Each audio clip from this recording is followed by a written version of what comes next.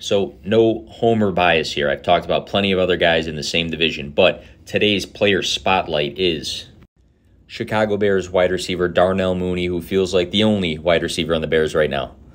So looking at the jump from rookie to sophomore year, he was plus 42 in targets, plus 20 in receptions, plus 424 in receiving yards, and plus 127 for yards after the catch. Mooney finished as the wide receiver 27, weeks 1 through 17 this past season. Clear jump in his game.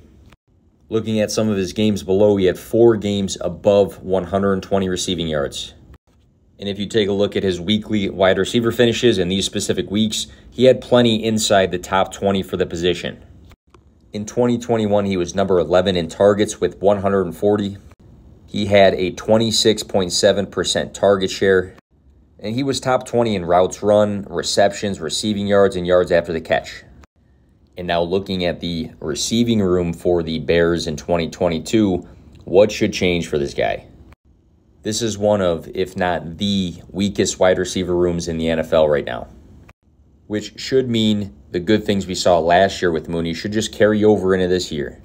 So some boxes he checks for me in 2022 is that in 2021, we already saw him have a great wide receiver season for fantasy purposes.